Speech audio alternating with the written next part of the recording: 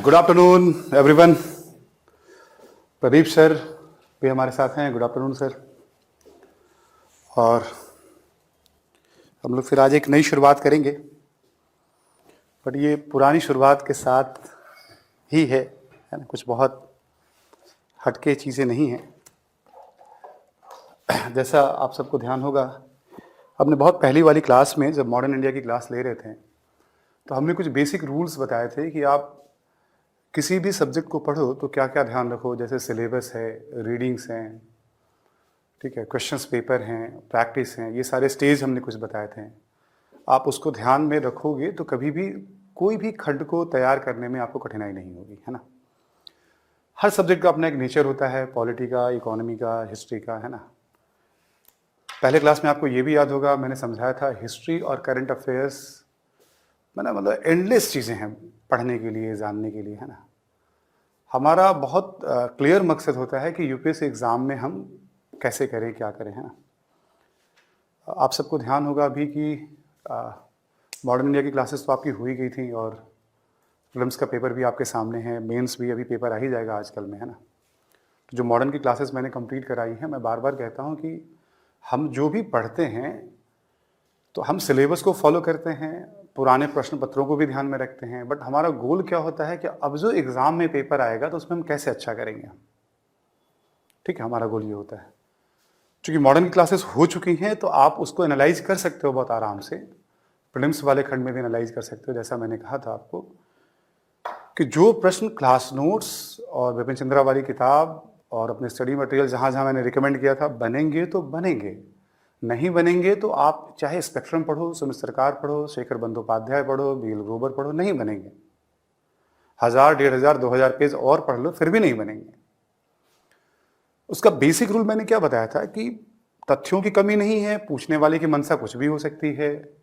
हमें ध्यान क्या रखना होता है कि हर टॉपिक के 5-7 महत्वपूर्ण बातों को, 10, 2, 4 महत्वपूर्ण बातों को जाने, क्योंकि सिलेबस बहुत ज़्यादा है और थोड़ा उसके इंपॉर्टेंस को समझे मेंस के पॉइंट ऑफ व्यू से, लाइव के पॉइंट ऑफ व्यू से, है ना।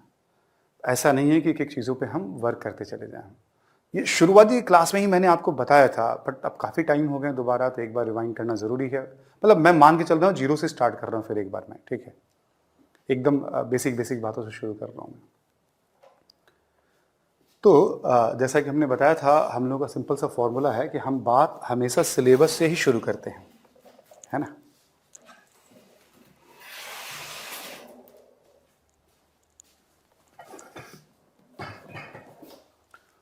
तो फिर एक बार हम लोग सिलेबस पे आ जाते हैं, ठीक है। वैसे ये जो आपका क्लास है, मैं बता दूं, ये क्लास है आपका प्राचीन और मध्यकालीन इतिहास एवं संस्कृति। ये आपका सिलेबस है, ठीक है। ऑब्जेक्टिव सब्जेक्टिव दोनों तरह से चीज़ों को मैं रिलेट करूंगा। हम थोड़ा पहले एक बार सिलेबस को समझ लेते हैं, कुछ बेसिक बातों को कर लेते हैं, फिर टॉपिक पे हम आ जाएंगे। जो क्लासेस चलेंगी ना, हमारी शुरू हो रही हैं अभी, 21-22 क्लासेस चलेंगी आपकी टोटल ये। तो प्राचीन मध्यकालीन इतिहास संस्कृति पे है, और एक क्लास इसमें 21-22 क्लासेस मैं लूँगा, उसमें एक आधुनिक संस्कृति पे भी होगा, मॉडर्न इंडिया के आर्किटेक्चर पे होगा, पेंटिंग्स में होंगे, कुछ कंटेम्प्रेरी डेवलपमेंट पे भी होंगे, ठीक है। तो एक क्लास उसके ऊपर भी फोकस होगा।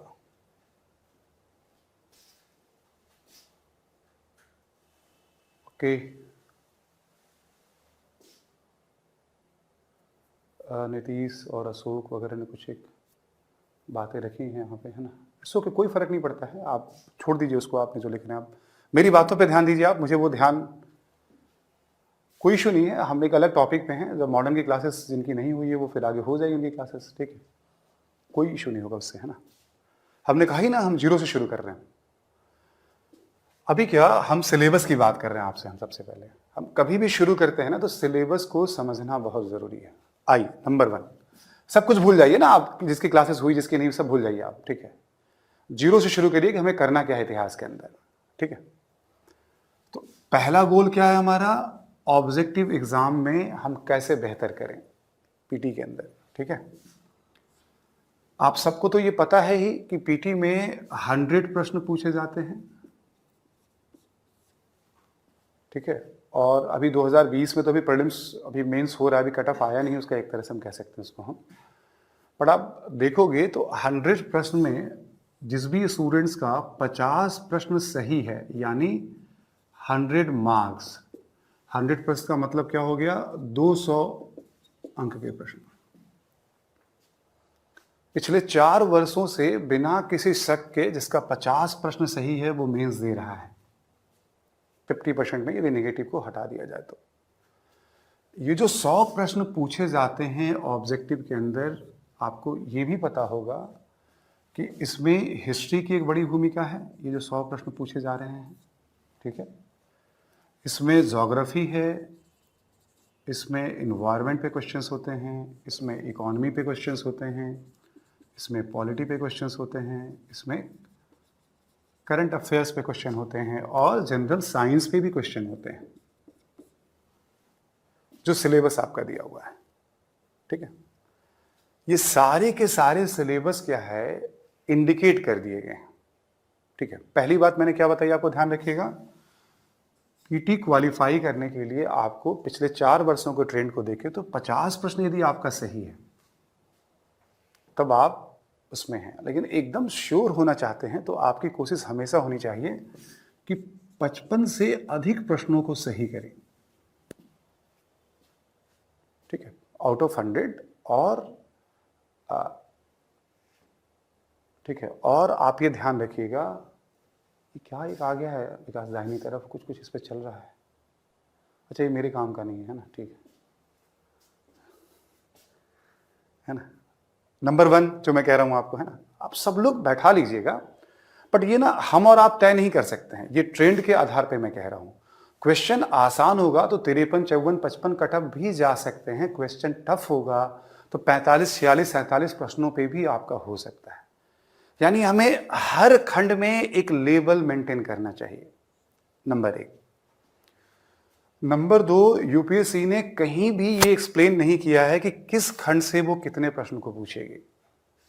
एग्जाम्पल के तौर पे मैं बताऊं आपको कि 2014, 2018 और 2020, 2020 गियो, अब 21 आ गयो, है ना। 14, 18 और 20 में लगभग 20 प्रश्न इतिहास से पूछ लिए गए। अभी जो 4 अक्टूबर को एग्जाम हुआ उसमें भी एबाउ, किसी साल 21 भी है, किसी साल 19 भी है ना। मैं एक औसत आपके सामने रख रहा हूं। यानी सिलेबस को यदि देखा जाए तो 7 भागों में बटा हुआ है, बट 14 से लेके 20 के बीच में 3 बार ऐसा हुआ है कि लगभग 20 प्रश्न केवल इतिहास और संस्कृति वाले खंड से पूछे गए। तो बिना किसी शक के, मतलब कोई संदेह नहीं होना चाहिए आपके मन में कि हिस्ट्री के बिना तो पीटी क्वालिफाई करना ऑलमोस्ट इम्पॉसिबल है। किसी की किस्मत साथ देगी तो अलग बात है, वरना वो, ठीक है, क्लियर ना, एक बात। दूसरी बात मैंने क्या बताई, आप जब पीटी की तैयारी करोगे ना तो आप कभी भी मत सोचना कि आपका ये कमजोर खंड है, आपका ये मजबूत खंड है। आपको, ठीक है, जो आपका मजबूत है वो आपके लिए कॉन्फिडेंस बूस्टर का काम करेगा, लेकिन आप सभी खंडों पे इक्वल एफर्ट लगाओगे। थोड़ा 19-20 कर सकते हो, बट कभी हो सकता है कि आपके इन्वायरमेंट से ही 15-20 प्रश्न आ जाए, कभी हो सकता है कि 10, 12, 15 जनरल साइंस से क्वेश्चन आ जाए, कभी हो सकता है कि करंट अफेयर्स से अलग से 20-25 क्वेश्चन आए। ऐसा हुआ भी है पिछले 7-8 वर्षों में। पिछले 2-3 वर्षों से करंट अफेयर से अलग से प्रश्न बहुत कम पूछे जा रहे हैं, 10 के नीचे ही रहते हैं, 5-7 ऐसे रहते हैं। वरना कभी कभी क्या होता है, एकदम टिपिकल करंट अफेयर्स जो घटनाएं घट रही हैं उसके ऊपर सवाल भी बहुत सारे पूछ लिए जाते हैं। एक बार तो अराउंड 30-35 क्वेश्चंस पूछ लिए गए थे करंट से। तो इसका ये मतलब नहीं है कि हिस्ट्री से 20 प्रश्न है तो हिस्ट्री में हमें बहुत ज़्यादा ध्यान देना है, करंट से बहुत कम है, नहीं है तो नहीं, बिल्कुल नहीं। दूसरा रूल, पहला, आपको गोल क्लियर होने चाहिए कि 55 और इसके अराउंड स्कोर होने चाहिए आपके। दूसरा, जो सिलेबस दिया हुआ है उसमें कहीं भी कॉम्प्रोमाइज़ नहीं करना। 19-20 कर सकते हैं आप, मजबूरी है, समय कम है, तब उसकी अलग स्ट्रैटेजी होती है, लेकिन आप तैयारी कर रहे हैं प्रॉपर तरीके से, पहली बार में सारी चीज़ों पे बेस बनाइए आप, ठीक है। किसी का हो सकता है हिस्ट्री में इंटरेस्ट ना हो, किसी का हो सकता है साइंस में इंटरेस्ट ना हो, है ना, बट आपके एग्ज़ाम का आपके इंटरेस्ट से कोई मतलब नहीं है। आपको इंटरेस्ट पैदा करना ही होगा, क्वालिफाई करना है तो मिनिमम जानकारी सब पे रखनी है। दूसरी बात मैंने बताई आपको, ठीक है। कभी ऐसा मत करिएगा, आदत रहती है हमारी। पॉइंट नंबर 3 पे अब हम आते हैं, है ना। हिस्ट्री का सिलेबस क्या कहता है? हिस्ट्री का सिलेबस कहता है कि आपको हिस्ट्री ऑफ इंडिया पढ़ना है। मैं केवल अभी पीटी की बात कर रहा हूँ, फिर मैं मेंस के सिलेबस में आ जाऊंगा, ठीक है। और फिर मैं मेंस का सिलेबस एक बार समझा दूंगा आपको, फिर पीटी का सिलेबस डिफाइन कर रहा हूँ अभी आपको। फिर जैसा हमने बताया, सिलेबस जब हम एक बार डिफाइन कर लेंगे हम, तो जैसे जैसे सिलेबस डिफाइन करेंगे ना, उसी के अकॉर्डिंग क्लास हमारी आगे की तरफ, आपको ये पता होगा कि कौन कौन से क्लासेस कैसे कैसे चलनी है। क्या कहता है? हिस्ट्री ऑफ इंडिया आपने पढ़ना है, भारत का इतिहास आपको पढ़ना है, और इंडियन नेशनल मूवमेंट का अध्ययन करना है, भारतीय राष्ट्रीय आंदोलन। क्या पढ़ना है आपको? भारत का इतिहास एवं भारतीय राष्ट्रीय आंदोलन। अब आप देखो, जो ध्यान देने वाली बात है, इसमें बहुत ओपन तरीके से ये नहीं कहा गया है कि कौन कौन सा, मतलब इतिहास का कौन कौन सा हिस्सा प्राचीन, मध्य, आधुनिक, है ना, ठीक है, किस पे हमें ध्यान देना है, किस पे ध्यान नहीं देना है, क्या पढ़ें क्या छोड़ें, इंडिकेट करके छोड़ दिया गया है। ऐसे ही ज्योग्राफी, इन्वायरमेंट वगैरह में भी एक ब्रॉड पार्ट इंडिकेट कर दिया जाता है कि बस आप ये पढ़ लीजिए, आप समझते रहिए कि आपको क्या पढ़ना है। यहां तक तो क्लियर? तीसरी बात बता रहा हूं मैं आपको, जैसे हम कहते हैं हिस्ट्री ऑफ इंडिया, तो आप में से सभी को इतना तो आइडिया है कि सब लोग 10वीं पास करके तो आए हुए यहाँ पे, है ना। मतलब मैं हल्के में तो लेता ही नहीं हूँ अपने स्टूडेंट्स को। जिसने ये डिसाइड कर लिया कि आईएएस की तैयारी करनी है, वो बहुत बोल्ड डिसीजन होता है अपने आप में, है ना, सिनेरियो को देखते हुए। तो 10वीं तक तो हम सबको पता है कि यार हिस्ट्री ऑफ इंडिया में हम एंशिएंट हिस्ट्री या प्राचीन भारत पढ़ते हैं, है ना, मध्यकालीन भारत पढ़ते हैं, और आधुनिक भारत पढ़ते हैं। ये भी क्लियर है? सिलेबस में ये बात कहीं नहीं मेंशन है, तो आपको प्राचीन, मध्य और आधुनिक तीनों पे ध्यान रखना है। सिलेबस में कहीं नहीं मेंशन है कि हम विश्व इतिहास से प्रश्न पूछेंगे। ये भी बैठा लीजिएगा, मन में कंफ्यूजन मत रखिएगा कि विश्व इतिहास से ऑब्जेक्टिव में कोई सवाल आएंगे। कभी कभी आपको चौंका देगा, जैसे 2020 में एक प्रश्न पूछा था, जिन स्टूडेंट्स को आइडिया होगा, अभी जस्ट रेफरेंस दे रहा हूं, गांधी जी और कार्ल मार्क्स के विचारों में क्या समानता या अंतर करके 4 ऑप्शन दिए गए थे। ऐसे ही 7, 8, 10 वर्ष पहले कार्ल मार्क्स के ऊपर एक और उसके विचारों पर द्वंद्वात्मक भौतिकवाद वगैरह पे एक सवाल पूछा था, यदा कदा।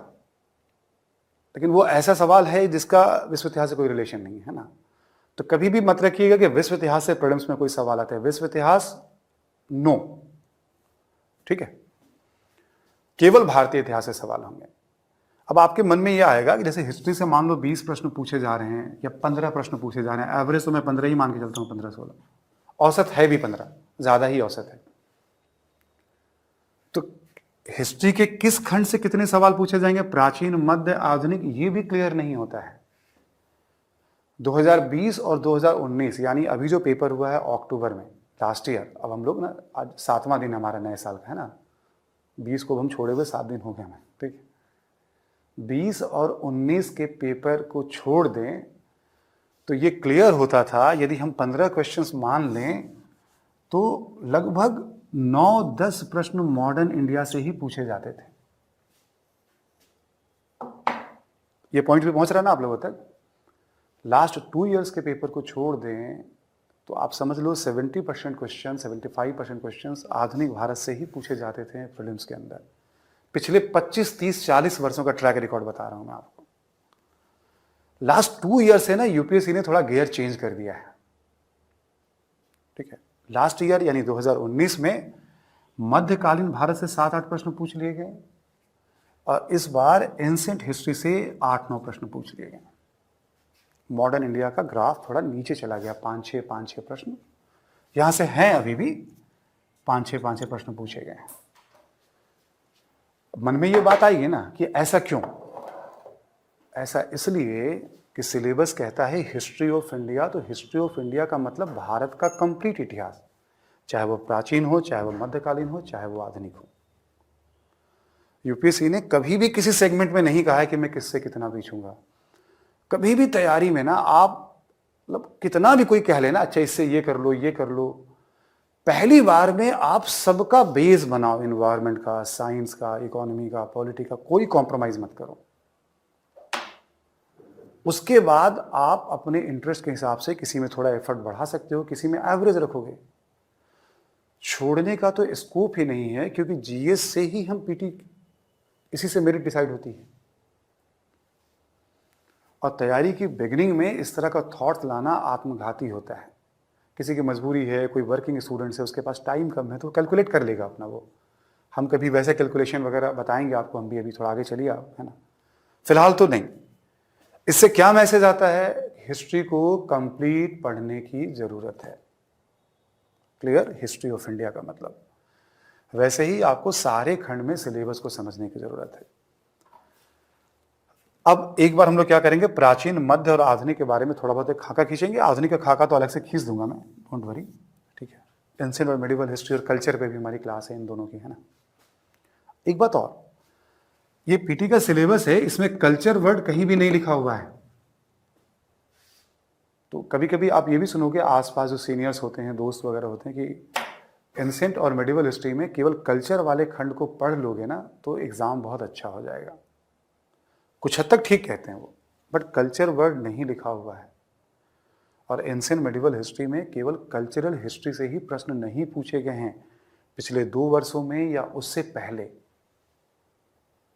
तो पहली गलती ये होती है कि जब सिलेबस दिया हुआ है तो हम सिलेबस को ठीक से समझ लें कि आखिर हमें पढ़ना क्या है।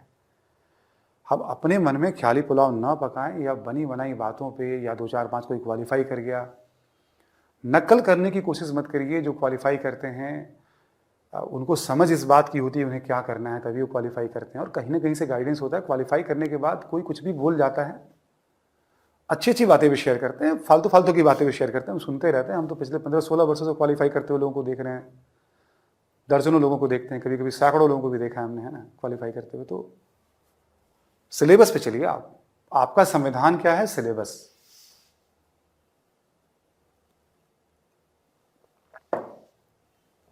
क्या क्या बातें बताई मैंने आपको अभी। पीटी में एक एवरेज क्या टारगेट रखना चाहिए आपको। सिलेबस से क्लियर नहीं है, सबको पढ़ना पड़ेगा आपको। 2, सिलेबस को थोड़ा डिटेल में जाने की जरूरत है। 3, ठीक है। जैसे हिस्ट्री ऑफ इंडिया का मतलब क्या है, इसको थोड़ा अभी और डिटेल में लेके जाऊंगा मैं। प्रीलिम्स के सिलेबस में थोड़ा सा और यहाँ पे हम लोग हिस्ट्री पे अब ध्यान रखते हैं, इन सबको हटाते हैं अब हम ज़रा, है ना।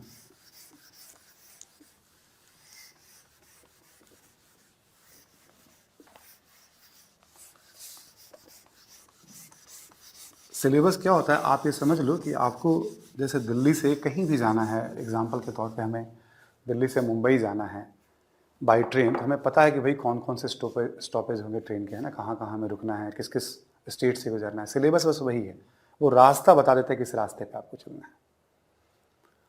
अभी जब हम बात कर रहे थे आपसे तो हमने कहा सिलेबस है हमारा भारत का इतिहास एवं भारतीय राष्ट्रीय आंदोलन, और इसको हमने अभी 3 भागों में डिवाइड भी कर लिया था जो हमें पढ़ना है। प्राचीन, मध्यकालीन और आधुनिक। नॉर्मली क्या होता है, इतिहास सबसे ज़्यादा आप देखिएगा अलोकप्रिय क्यों है कि इतिहास में चीज़ों को याद बहुत करना होता है, ठीक है। कोई बात नहीं, वो सब भ्रांतियाँ टूट जाएंगी आपकी। मतलब ये नहीं कहते कि याद नहीं रखना होता, याद तो रखना ही होता है ना। तो जैसे प्राचीन की बात करें हम मोटे तौर पे, तो 5 लाख ईसा पूर्व, बीसी का मतलब आप सबको पता होगा ही होगा, है ना, जीसस के जन्म से पहले, ठीक है। 5 लाख ईसा पूर्व से लेकर के 1200 ईस्वी तक, हम शुरुआत इसी टॉपिक से करेंगे अभी हम, है ना।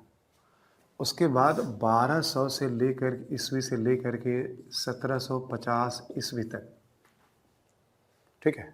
और 1750 से लेकर के 1947 ईस्वी तक। एक आइडिया ये होता है भारत का इतिहास का मतलब हमें ये पढ़ना है यहाँ तक।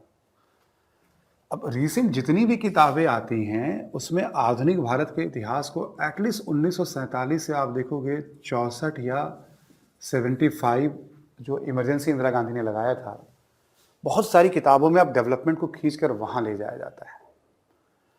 नया ट्रेंड क्या है पिछले 6-7 वर्षों का कि 47 से 75 के बीच में भी एक या दो, एक प्रश्न तो ऑन एन एवरेज पूछे ही जा रहे हैं। समझ में आ रही है बात क्या? मैं हिस्ट्री ऑफ इंडिया के सिलेबस को थोड़ा और एक्सपैंड कर रहा हूं ताकि आपकी नजर मेरे अच्छा यहां से भी प्रश्न होते हैं। भाई पहली दुनिया में चुनी हुई साम्यवादी सरकार, बैंकों का राष्ट्रीयकरण, प्रीवी पर्स को समाप्त करना, मतलब इस तरह के भी प्रश्न अभी रिसेंट पूछे गए हैं और उससे पहले भी पूछे गए हैं कुछ एक प्रश्न, है ना।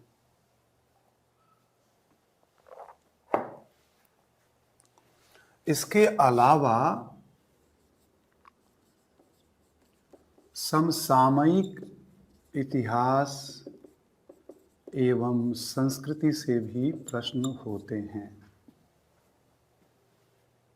आप देखोगे पूरे साल 12 महीने इतिहास का कोई ना कोई टॉपिक न्यूज़ में रहता है, ठीक है। और आप ये भी नोटिस करोगे, देखोगे आप कि संस्कृति से जुड़ी हुई बातें, धर्म से, कला से जुड़ी हुई बातें, डांस है, म्यूजिक है, वो सब भी न्यूज़ में रहता है। अभी 26 जनवरी को ही बहुत सारे लोगों को अवार्ड दिया जाएगा, जिसमें बहुत सारे म्यूजिक के फील्ड के होंगे, स्पोर्ट्स के फील्ड के होंगे, कल्चर के बहुत सारे लोग होंगे, कुछ साहित्य के फील्ड के होंगे, है ना। तो अवार्ड दिया जाएगा। तो इसमें क्या क्या चीज़ें चल रही होती हैं इसके बारे में भी आपको मैं गाइड करूंगा, इसी क्लास में गाइड करूंगा मैं आपको। आखिरी क्लास में यही कंटेम्प्रेरी कल्चर पे भी 1-1.5 घंटे में आपको बताऊंगा कि अपने मैगजीन्स को कैसे यूज करिए, बीच बीच में भी बताता रहूंगा मैं आपको। तो जो 20-21 प्रश्न होते हैं ना, वो केवल एंशिएंट मेडिवल या 47 तक नहीं होते हैं, बल्कि वो एक आधा यहां से भी होते हैं, एक दो यहां से भी होते हैं, बट ये बेसिकली करंट अफेयर्स का पार्ट होता है ये। बट हम मर्जी है, सुविधा है, काउंट करें या ना करें, हिस्ट्री में नहीं भी कर सकते हैं, कर भी सकते हैं, हिस्ट्री से लेकिन जुड़ा हुआ पार्ट होता है। समझ में आ रही बात? तो पीटी को कम से कम 5 खंडों में हमें पढ़ना होगा, ठीक है। ये खंड कोई बहुत स्पेसिफिक तैयारी नहीं करनी है आपको, लेकिन नज़र में रखनी है कि यहाँ से भी 2-3 प्रश्न होते हैं। और आधुनिक भारत जो हम पढ़ते हैं, इसको हम 2 भागों में बांट के पढ़ते हैं, क्योंकि आधुनिक भारत पे अभी क्लास नहीं होनी है, अभी तो एंशिएंट और मेडिवल हिस्ट्री पे होनी है। तो 1750 से 1857 और 1857 से 1947। जैसे हमने बताया कि पहले का ट्रेंड क्या था, पहले का ट्रेंड था कि 8-10 प्रश्न तो केवल मॉडर्न इंडिया से पूछे जाते थे पिछले 30-40 वर्षों में, लास्ट 2 ईयर्स छोड़कर। अभी ट्रेंड क्या है, 5-7 प्रश्न पूछे जा रहे हैं। कहां से प्रश्न हो सकते हैं? वो इस वाले खंड से भी हो सकते हैं, इस वाले खंड से भी हो सकते हैं। चांसेस ज्यादा होते हैं कि इस वाले खंड से पूछे जाएंगे, क्योंकि अलग से भारतीय राष्ट्रीय आंदोलन सिलेबस में हाईलाइट किया गया है। पिछले 30-40 वर्ष जब भी मैं बोलूं तो इसका मतलब है कि आपके जन्म से बहुत पहले की बात कर रहा हूं मैं, ठीक है। 40 वर्ष जब भी मैं कहूं, ध्यान रखिएगा, आपके जन्म से बहुत पहले की बात कर रहा हूं। थोड़ा आपको भी रहे ना कि हाँ, इतना लंबा एनालिसिस है हमारे पास, ठीक है। एनालिसिस का रीज़न है कि 15 वर्ष तो पढ़ाते हुए हो गए, 5 वर्ष तो लग गए थे जब हमने अटेम्प्ट्स दिए थे, है ना। तो 20 साल तो हमारे वैसे ही हो गए, है ना। हिस्ट्री बैकग्राउंड रहा ही हमारा, ग्रेजुएशन हो, पोस्ट ग्रेजुएशन हो, कुछ और भी इतिहास से हमने काम किया है, तो नज़र में तो चीज़ें रहती ही रहती थी। तो बहुत लंबा ही अनुभव हो गया एक तरह से इतिहास को लेकर, ठीक है ना। क्लियर ना? इसी को हम भारतीय राष्ट्रीय आंदोलन भी कहते हैं। अभी इस पे हम कोई बात करने भी नहीं जा रहे हैं, बस एक बार सिलेबस को जानना जरूरी था आपके लिए भी कि आपने पढ़ना क्या है। हमारी जो अभी 20-22 क्लासेस चलेंगे ना, वो इस पे चलेंगी और इस पे चलेंगे, प्राचीन और मध्यकाल पर। अब हम इसके सिलेबस को देख लेते हैं एक बार कि हमें पढ़ना क्या है इस पे। समझ में आ रहा है ना विकास? तुम्हें भी हमारे साथ कैमरा पे विकास हैं, बीच बीच में उनसे भी पूछ ले रहा हूँ, प्रदीप सर, है ना, ठीक है। कोई तो क्लास में बैठता है कम से कम।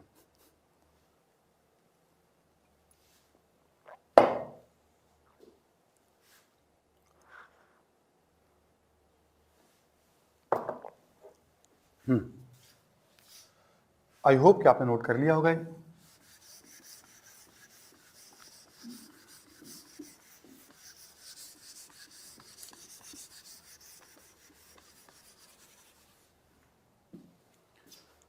अभी जैसा हमने लिया कि प्राचीन भारत पे हमें बात करनी है, शुरुआत करेंगे हम, और कुछ कुछ मिसलेनियस बातें बताऊंगा।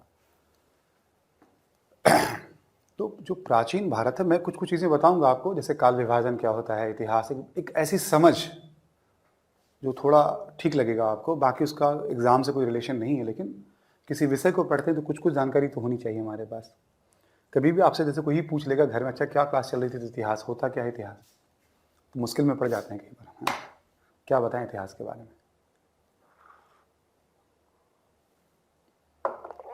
अभी हम आ जाते हैं सिलेबस पे एक बार जरा। प्राचीन भारत में क्या टोटल हमें 10 टॉपिक पढ़ने हैं प्राचीन भारत के अंदर। कौन कौन से टॉपिक पढ़ने हैं हमें, मेरे साथ लिखते भी चलेंगे आप लोग अभी, फिर बाकी तो मैं समझाऊंगा लिखाऊंगा, ये जो हमारा पैटर्न होता है दोनों चलेगा साथ साथ, है ना। ब्रॉडली आप टॉपिक लिख लीजिए, पाषाण काल, हड़प्पा सभ्यता, ठीक है, ताम्र पाषाण संस्कृति, वैदिक संस्कृति। इसी नाम से ना इस चैप्टर को पढ़ा जाता है या किताबों में जिक्र होता है, और ज़्यादातर किताबों में नाम बदले भी जाते हैं, है ना। फिर इसके बाद है बुद्ध काल, जिस दौर में बुद्ध हुए हैं, उस दौर में बड़े बड़े राज्य भी हुए हैं, महाजनपद काल या सूत्र काल। सबकी एक अवधि भी है, जैसे हमने कहा पाषाण काल, तो 5 लाख ईसा पूर्व से कुछ भी कर लेते हैं हम 1500 ईसा पूर्व तक। मैं आपको फिर एक बार समझा दूं, बीसी और एडी का मतलब ऐसा, जीसस के जन्म को इतिहास की गणना में एक लैंडमार्क माना गया है। जीसस से पहले, जैसे हम कहें ना आज 2020 में, हम लोग 2020 ईस्वी में हैं, तो हम ये कह दें कि भाई आज से 5,02,020 साल पहले, तो आज से हम 5,02,020 साल पहले से भारतीय उपमहाद्वीप में इतिहास के बारे में कुछ कुछ जानकारी जो मिलती है। हम यहाँ तक कैसे पहुँचे हैं, ये खादी के जैकेट टॉप वगैरह जो हम पहनते हैं, और ये मार्कर वगैरह यूज करते हैं, और ये माइक, पूरी यात्रा इसमें समाहित हो जाएगी, है ना, तो हम इतिहास की बात करेंगे तो। क्लियर। तो बीसी यानी बिफोर क्राइस्ट, और ईसा के जन्म के पश्चात, लैटिन वर्ड है एन्नो डोमिनो। तो हम ऐसे लिखते हैं ना, 5 लाख ईसा पूर्व से 1500 ईसा पूर्व। जैसे हमने बोला ना 1500 ईसा पूर्व, आज हम वो, ठीक है ना, तो आज 2020 साल इधर हो गया प्लस 1500 साल, यानी 3520 साल पहले, ठीक है। तो ऐसे इतिहास को, इतिहास तो बढ़ते हुए क्रम में है ना पढ़ रहे हैं हम। हड़प्पा सभ्यता की जो एक अवधि मानी जाती है 2600 ईसा पूर्व से 1900 ईसा पूर्व। आप कालखंड को लेकर थोड़ा भी भ्रमित मत होइएगा, मैं अभी ये सब भी कन्फ्यूजन दूर कर दूंगा अभी 10-15 मिनट के अंदर में, कि क्या है, कैसे होता है, याद रखने की ज़रूरत है भी कि नहीं है, कितना सेंस चाहिए आपका, बस उतना ही काफ़ी है ना। अभी आप लिख लीजिए, थोड़ा एक आइडिया रहेगा आपको। ये है आपका 1900 बीसी से मान लीजिए मोटे तौर पे 1000 बीसी। वैदिक संस्कृति है आपका 1500 बीसी से 600 बीसी। ये है आपका 6th सेंचुरी बीसी से 4th सेंचुरी बीसी। बुद्ध काल या महाजनपद काल की बात करेंगे, ठीक है।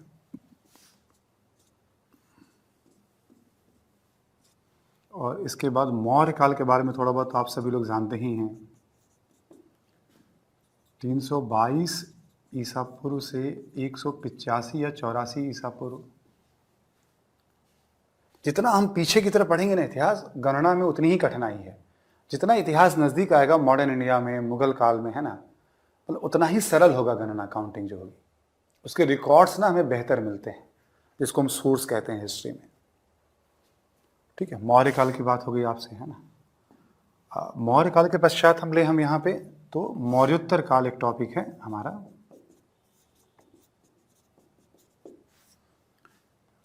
इसको हम लेते हैं 2nd सेंचुरी बीसी से 3rd सेंचुरी एडी, यानी लगभग 400-450 वर्षों का इतिहास पढ़ते हैं इसमें। बहुत सारे राजवंशों के बारे में पढ़ते हैं, वो भी जिक्र हो जाएगा। इसके बाद हम गुप्त काल, कालिदास का नाम हम सभी लोग जानते हैं, इसी काल के थे। फाहियान नामक चीनी यात्री इस दौर में थे, है ना। ये माना जाता है आपका 275 ईस्वी से 550 ईस्वी। फिर एक टॉपिक हम लेते हैं गुप्तोत्तर काल। यह है आपका 550 ईस्वी से 750 ईस्वी। फिर एक टॉपिक हम लेते हैं पूर्व मध्यकाल, 750 ईस्वी से 1200 ईस्वी। हमने क्या बताया था, प्राचीन भारत में 5 लाख से लेकर के हम 1200 ईस्वी तक का इतिहास लेके आएंगे। ठीक है, ये हमारे 10 टॉपिक हो गए। पर आप देखोगे सिलेबस जो है हिस्ट्री ऑफ इंडिया जहाँ लिखा हुआ है उसमें कहीं भी ये जिक्र नहीं है हमें कि एंशिएंट हिस्ट्री भी पढ़ना है अलग से, और एंशिएंट हिस्ट्री में हमें क्या पढ़ना है। एंशिएंट हिस्ट्री के किसी भी किताब में आपको यही टॉपिक मिलेंगे। इसके नंबर्स बढ़ाए जा सकते हैं, घटाए भी जा सकते हैं, टॉपिक यही रहेंगे। ठीक है, पाषाण काल जो पहला स्टोन एज हम पढ़ेंगे, इसमें हमें ये पढ़ना है कि पूरे भारतीय उपमहाद्वीप में शुरुआती इंसानों के रहने के एविडेंस कहाँ से मिलते हैं, वो क्या खाते होंगे, कहाँ रहते होंगे, कैसे सरवाइव करते होंगे। मतलब आप समझो कि कुछ प्रमाण हमें मिलते हैं, बाकी सब हम अनुमान के आधार पर सारी बात कहते हैं। तो लगभग 2-2.5 घंटे का टॉपिक है ये। हड़प्पा सभ्यता के बारे में आप थोड़ा बहुत तो जानते ही जानते हो। एक पिक्चर भी आई थी ऋतिक रोशन की, मोहनजोदाड़ो, है ना। यूपीएससी का ये बहुत ही फेवरेट टॉपिक है और लगभग पीटी में 2 वर्षों के अंतराल पे एक प्रश्न तो यहाँ से पूछ लिए जाते हैं। अभी 2020 या 19 में भी एक प्रश्न आया था इससे। मेंस में भी लगभग 2 वर्षों के अंतराल पे एक प्रश्न इससे पूछ लिए जा रहे हैं। बहुत इंपॉर्टेंट टॉपिक भी है। जैसे हमने क्या कहा, हम पढ़ेंगे पूरा। अब जो ज़्यादा महत्व रख रहा है एग्जाम में वो आपको पता होगा। उसका फ़ायदा क्या होता है कि थोड़ा हम इंफॉर्मेशन बढ़ा लेते हैं उस पर, या थोड़े नंबर ऑफ रिवीजन, कभी मन किया तो इसको थोड़ा ज़्यादा रिवाइज कर लेते हैं, थोड़ा और कंक्रीट करते हैं इसको हम। ठीक है, तो एवरेज सब पे। और एक शहरी सभ्यता के बारे में पढ़ेंगे यहाँ पे, बहुत इंटरेस्टिंग है भी ये। ताम्रपाषाण संस्कृति एक नया अनुसंधान हो रहा है कि देश के अलग अलग हिस्सों में पत्थर के साथ साथ तांबे का उपयोग करने वाले लोग भी थे। ये मुश्किल से 30 मिनट का टॉपिक है आपका ये, इससे ज़्यादा का है नहीं है। वैदिक संस्कृति हम पढ़ेंगे, ये थोड़ा टाइम लेगा, 4 घंटे के आसपास लेगा टाइम आपका ये। और इसमें चारों वेद हैं और तमाम ग्रंथों के आधार पे इस दौर के राजनीतिक, सामाजिक, आर्थिक, सांस्कृतिक जीवन को हम पढ़ेंगे। नाम ही रख दिया गया उसके बाद वाले काल को बुद्ध काल, चूँकि इस दौर में बुद्ध हैं, महावीर स्वामी हैं, बड़े बड़े राज्य को महाजनपद कहा जाता था। कुछ और किताबें लिखी गई हिंदू धर्म ग्रंथ में जिसे सूत्र कहा गया है, नियम बुक हैं, रूल बुक हैं, है ना। ये सब नामकरण है इसका। इस दौर के बारे में पढ़ेंगे। मौर्य काल में एटलीस्ट अशोक को तो हम सभी लोग जानते हैं, चाणक्य को, चंद्रगुप्त मौर्य को, उनके बारे में कुछ पढ़ेंगे हम। मौर्योत्तर काल में हम अलग अलग बहुत सारे विदेशी राजवंश हैं, जैसे यूनानी हैं, पार्थियंस हैं, शक हैं, कुषाण हैं, इंडो ससानिड हैं। ठीक है, इन सब के बारे में थोड़ी बहुत जानकारी। और भारत में शुंग वंश हैं, कण्व वंश हैं, सातवाहन वंश हैं, चेद्दी वंश है उड़ीसा में, और दक्षिण में तमिलनाडु, केरल वाले इलाके में चेर, चोल, पांड्य, इन सब राजवंशों का एक छोटा सा परिचय और उस दौर की समाज संस्कृति को समझने की कोशिश करेंगे हम। गुप्त काल भी जैसे मौर्य काल की तरह उतना तो नहीं, बट काफ़ी महत्वपूर्ण काल है। और इसमें भी चंद्रगुप्त नाम के 2 शासक होंगे, समुद्रगुप्त जैसे पराक्रमी शासक भी हैं, स्कंदगुप्त, कुमारगुप्त, और भी यहाँ पे भी काफ़ी सारे डेवलपमेंट्स पढ़ेंगे। ये दौर कालिदास, फाहियान, बहुत सारे रामायण, महाभारत, पुराण, इन सब के लिए भी जाना जाता है, जो हम बात करेंगे आपसे हम। गुप्तोत्तर काल भी आपका मैक्सिमम 30 मिनट का टॉपिक है, जिसमें मेनली हर्षवर्धन पे बात करेंगे हम और वेनसांग पे, और कुछ जो गैप को भरने वाली जानकारी होगी वो सब मैं आपको प्रोवाइड कर दूंगा। पूर्व मध्यकाल थोड़ा ब्रॉड टॉपिक है आपका, है ना। इसमें पूरे भारत में बहुत सारे राजवंशों की बात करेंगे हम, उत्तर भारत में, दक्षिण भारत में। इसी टॉपिक में बात करेंगे आपसे हम अरब आक्रमण के बारे में, इस्लाम का उदय हुआ। इसी में महमूद गजनी के जो 17 आक्रमण हुए थे, सोमनाथ मंदिर वगैरह के आक्रमण, मोहम्मद गौरी के आक्रमण की बात करेंगे आपसे हम, ठीक है। इसको हम मध्यकाल में भी रखते हैं, पूर्व मध्यकाल भी कहते हैं, इससे कोई फर्क नहीं पड़ना। आपको बस ये ध्यान रखना है कि आपको ये 10 टॉपिक पढ़ने हैं। क्लियर? इंडियन हिस्ट्री में क्या पढ़ना है आपको? नंबर 1। दूसरा, हम कोई भी टॉपिक पढ़ेंगे, ठीक है, हम कोई भी टॉपिक पढ़ेंगे तो आखिर हमको उसके बारे में जानकारी कहां से मिलती है, उसके स्रोत क्या है, ठीक है। जैसे मान लो मैंने आपको बताया कि एंशिएंट हिस्ट्री पे एक किताब आती है आर एस शर्मा जी की, है ना, प्रोफेसर आर एस शर्मा, प्राचीन भारत, ठीक है। किताब की दुकान पे आपको ये किताब मिल जाएगी। इसी किताब को ना स्टूडेंट्स में बड़ा पॉपुलर है, ओल्ड एनसीईआरटी कह के। एनसीईआरटी फॉर्म, मतलब एनसीईआरटी के द्वारा भी ये किताब पब्लिश होती रही है 15-20 साल पहले तक। एनसीईआरटी फॉर्म में आपको जेरोक्स कॉपी मिलेगी। यदि आप ठीक ठीक शहर में रहते हो, मतलब कहने का मतलब है कुछ भी चंडीगढ़ और इलाहाबाद, भोपाल, पटना वगैरह शहर में रहते हो आप, दिल्ली वगैरह में, तो आपको मिल जाएंगे। मतलब मुजफ्फरपुर जैसे शहर में भी मिल जाएंगे, गोरखपुर में भी मिल जाएंगे, ऐसा नहीं है। बट एकदम से हर डिस्ट्रिक्ट टाउन में मिलेगा इसकी गारंटी नहीं है ना। एनसीईआरटी फॉर्म में कोई फ़र्क नहीं पड़ता है, किताब आपको मिल जाएगा। अलग अलग पब्लिकेशन से आती है किताब, एक ओरिएंट ब्लैक स्वॉन है, एक और पब्लिकेशन है, कोई फ़र्क नहीं पड़ता। आप जाके कहिएगा आर एस शर्मा की किताब चाहिए, सब दुकानदार को पता होता है, क्योंकि सबसे ज़्यादा बिकती है किताबें। पूरे सिलेबस को उतने कम पेज में कवर करने वाली यही किताब है, विश्लेषण के साथ, तथ्यों के साथ। तो आप पहले तो इस किताब को ले लीजिएगा। जैसे हम सिलेबस बता रहे हैं वैसे सोर्स बता रहे हैं। आपको क्या करना होगा, मेरा क्लास लेक्चर, ये किताब, और कहीं कहीं पर हम लोग स्टडी मटेरियल को भी यूज करेंगे। अपना स्टडी मटेरियल है बहुत यूजफुल, बट बहुत इंफॉर्मेटिव है, बहुत विश्लेषण है। तो हम पहले राउंड में क्या करेंगे कि आपको क्या करके जाना ही जाना है। हम करीब करीब 13 क्लास में ये सब हम बाइंड अप करेंगे। आपका 14वें दिन या 13वें दिन हो जाएगा आपका बाइंड अप, 8 से काउंट करके। तो जितना हम करेंगे, जितना हम बताएंगे, वो फाइनल है आपका। उसके बाद आप जितना फैल सकते हैं वो आप फ्री हैं। फैलने का मतलब होता है कि आपको और कुछ जानना है तो आप जानिए, बट जो मैं करा रहा हूं वो उस पर मास्टरी करनी है एग्जाम तक के लिए आपको, ठीक है। तो हम क्या बता रहे थे, कोई भी कॉलम पढ़ते हैं तो स्रोत, स्रोत 2 तरह के हैं। एक है पुरातात्विक स्रोत